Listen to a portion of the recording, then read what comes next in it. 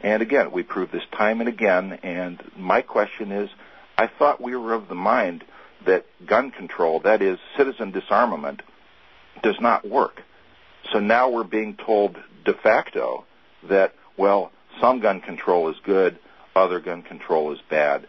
I don't buy it. And when I hear that kind of public proclamation, which incidentally is pretty much identical with the position promoted by the Brady campaign, I'm going to challenge it. And if people want to criticize me for that or, impugn the motives behind it, all I can tell you is I'm raising a flag, and I don't apologize for that. In case somebody wants to challenge you on this and impugn your motives, I would suggest they stop by the JPFO site, jpfo.org, and on the front page of our site they can read a letter.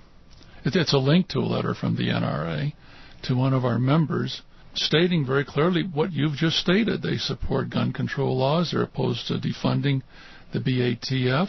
Even when there was a chance to do it in 1980, they decided not to do it. And, of course, they're very enthused about Project Exile. And then along with that letter, people can see our response to the NRA. So if anybody thinks that you're wrong, I would suggest they read a letter from the NRA to an NRA member. You said you'd like to talk about some of the things you've done to support other pro-gun groups? As you know, I've done a bit of writing in support of JPFO. And it's kind of funny because my history with your organization goes back many years. I don't even recall how many years, but you're kind of a fledgling organization when I first heard of you. And at the time, I've been involved in various gun organizations for a long time, supporting the ones that I think are worthy. Gun Owners of America being one of them, but I am an NRA Life member, as I've told you, and at the time I got involved with another group that is now no longer in existence called the Lawyers' Second Amendment Society. That was Steve Silver and Dan Schultz.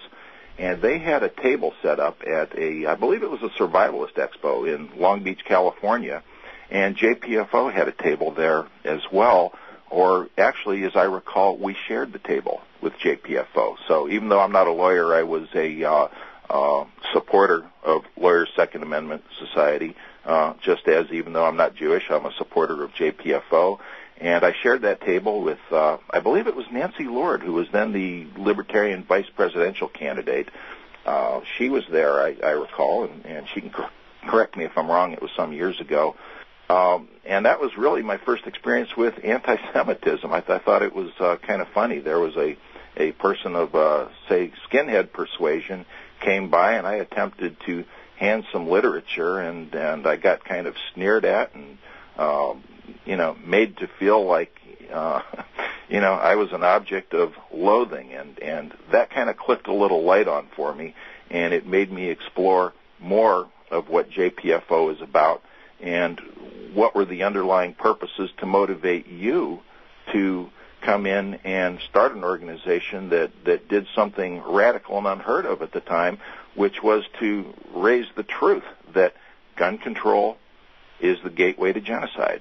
It's the gateway to tyranny. David, I've always found it disturbing that there are people in the so-called freedom movement at survival shows who would rather hate Jews than aid JPFO in its effort to destroy gun control. You'll recall I've written a review for Innocence Betrayed. I did an article in the magazine about Len Savage's adventures with BATF, where they essentially tried to declare that he had an illegal machine gun, and on camera I thought it was just brilliant how he disassembled the firearm on camera and proved that it was just, a hang fire from a broken spring, and once you replace the spring, everything is fine. And of course, the ATF agent was there with his mouth open. I thought that was, in any different context, I would have found it humorous, but the fact that people's lives are destroyed by these people coming in and making pronouncements is actually chilling. We deserve better competence than that when our freedom and our lives are at stake. I'm a proud owner of Rebel Fire out of the Gray Zone. I promoted that on my website. I wear the T-shirt. And basically, I do whatever I can in my arguments. I give credit to JPFO whenever I can. Whenever I mention the gun control genocide nexus, we just had December 15th came up, and I linked back to your site with your poster for Bill of Rights Day, so thank you for that. Whenever the sporting purposes clause is brought up, and I'll ask you maybe to instruct us a little bit on that, things basically of that nature. Well, we appreciate all your support. What do you think is really going to happen with Wayne Fincher? I'm afraid right now, if his health does not improve, that I just hope that there's a trial, because Wayne Fincher has brought up some fascinating arguments that deserve to be explored. But the only problem with that is that the U.S. attorneys prosecuting him have asked the court to prohibit him from arguing both the Constitution and this is a quote, matters of law in his defense. Now, how in the world do you do that? How in the world do you put a man on trial for his life and for his freedom, and the Constitution is the supreme law of the land under which all legal proceedings are supposed to be subordinate, and yet you say you're not allowed to argue matters of law? There's no parity in that. The prosecution is sure going to come in and argue matters of law. Basically what they're saying is that we can come in and we can do what we want, and you're not allowed to defend yourself. Now, on the plus side, maybe there's a ray of bright light. I've had some people with some inside knowledge contact me, and they've had some positive things to say about the judge. So whether or not this is going to bear out, I can't say. I can't predict.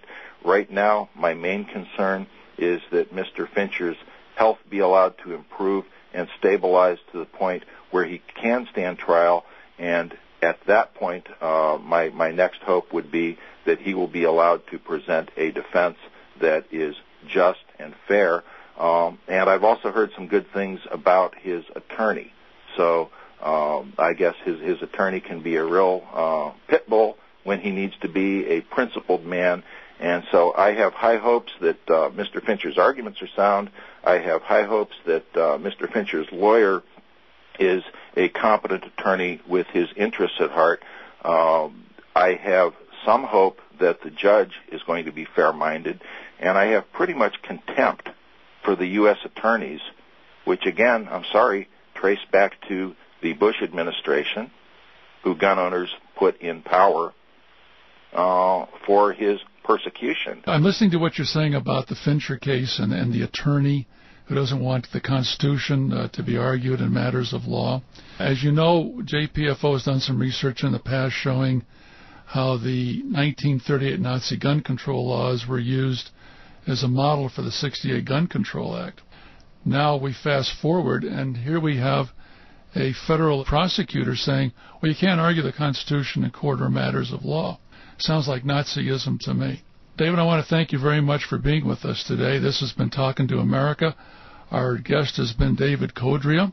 And David, real quick, you want to tell people again the address to your blog?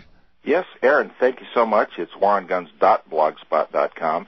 And thank you, Aaron. I really enjoyed this. I appreciate the opportunity to speak with you. That's our pleasure. I'm glad we had a chance to do it. This has been Talkin to America. I'm your host, Aaron Zellman. And remember, if you won't defend your rights, don't complain when you lose them. Opinions expressed on this program do not necessarily reflect those of JPFO.org or its members. Talkin to America is a production of JPFO.org.